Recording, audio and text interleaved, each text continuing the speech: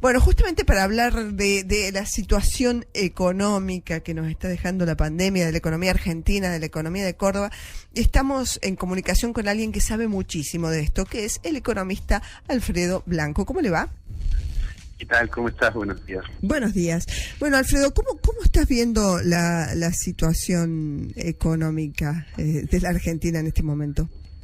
Bueno, la situación, obviamente, ya los datos que se empiezan a conocer están confirmando lo que, bueno, se percibía, y es que es un derrumbe de la actividad económica, que por supuesto ha afectado a todo el mundo, claro. No solamente a la Argentina, pero bueno, Argentina además nos toma esta situación con una mayor fragilidad, digamos, ¿no? Claro, porque ya veníamos de una caída de actividad previa. Claro.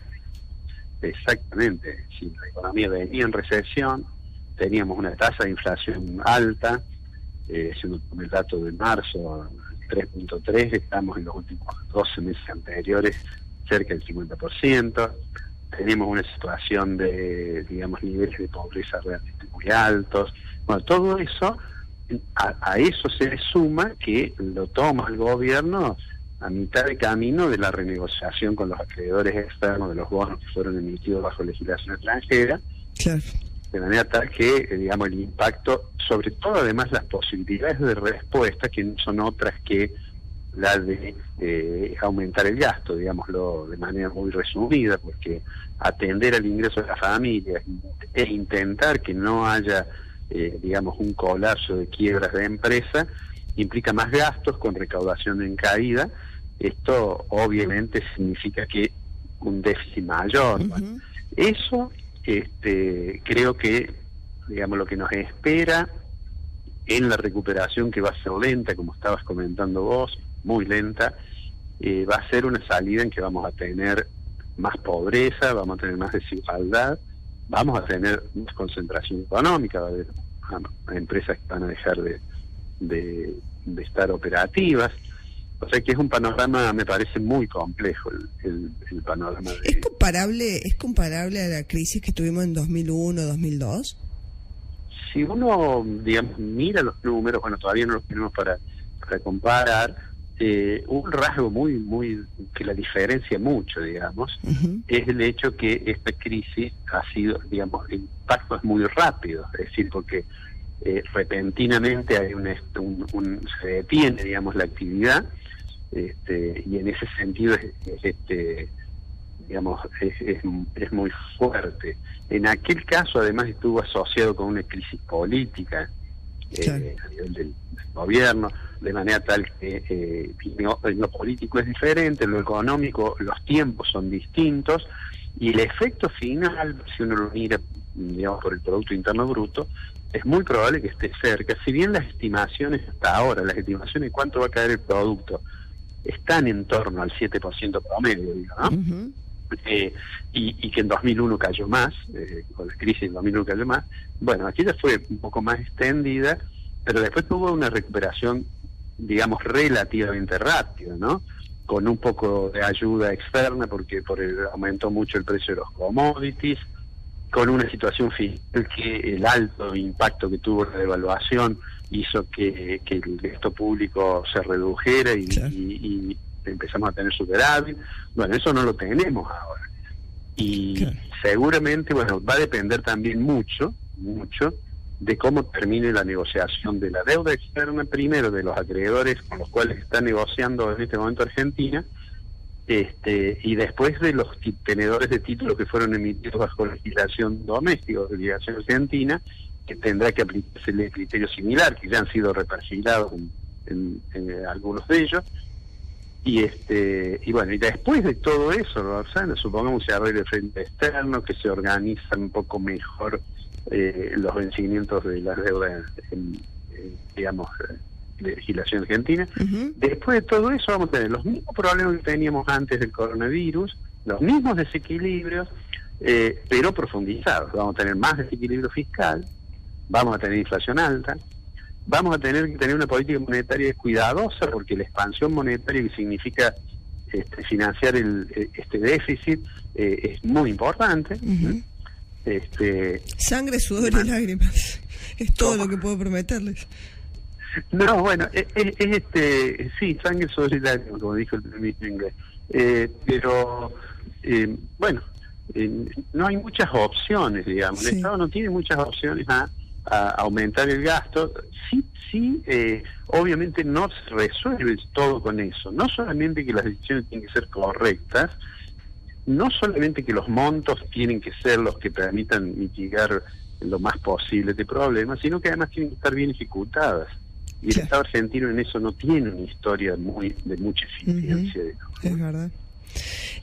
¿Vos crees que van a arreglar el canje, la deuda externa? ¿Que va a haber un arreglo o que vamos al default? Sí. Yo creo, pero bueno, son conjeturas.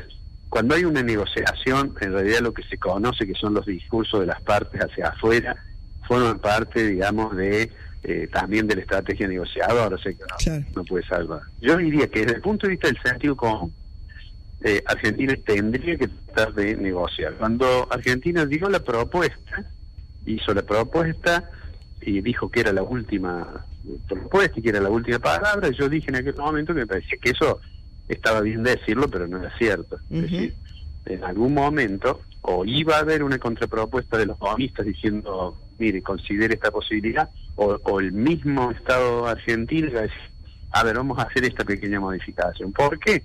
Porque tal como fue presentada era muy difícil que la aceptara, porque es decir, mire, durante 3 años usted no cobra nada.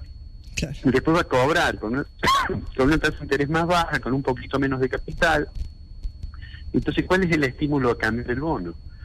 Allí el bonista tiene 2 opciones: o lo vende a precio de bono basura, y entonces ahí entran a sobrevolar los fondos buitres, digamos, que están dispuestos a litigar, o dice, bueno, durante estos 3 años voy a iniciar algún litigio y voy viendo si me hacen otra propuesta o no, o a lo mejor dentro de los 3 años gano el juicio. Claro. Entonces, mi impresión es que debería haber alguna otra decisión de parte del gobierno.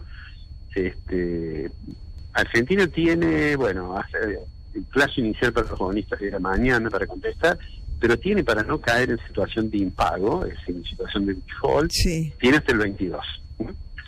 Y no es tanta la plata que necesita en este momento para no caer en default.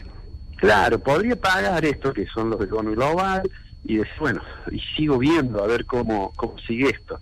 No es desde el punto de vista estratégico demasiado bueno pagar, porque entonces el vencimiento en junio hay vencimiento de unos bonos que son los de discount, el tenedor va a decir, y bueno, si pago en mayo me tendré que pagar en junio. O sea, hay muchos detalles que seguramente solamente los conoce Martín Guzmán y la gente que trabaja con él, pero es una situación delicada. Mi impresión es que que van a intentar acordar, porque en realidad la caída en default, aunque algunos dicen, bueno, no va a ser distinto porque hoy no tenemos acceso al mercado internacional, en realidad sí tiene consecuencias, no en el cortísimo plazo, pero tiene consecuencias porque primero afecta al Estado defaultear la deuda soberana, le cierra los caminos a financiamiento, pero además llega un momento en que empieza a ser un problema para el sector privado. Es decir, para que tiene que importar insumos. Totalmente. En fin. Y vamos a necesitar mucho de eso para la recuperación después de semejante crisis. Exactamente, Rosa, exactamente. Si yo pienso en que va a haber un rebote en algún momento, las estimaciones del Fondo y del Banco Mundial dicen que 2021, digamos, creceríamos comparado con un 2020 que caeríamos, ¿no es cierto?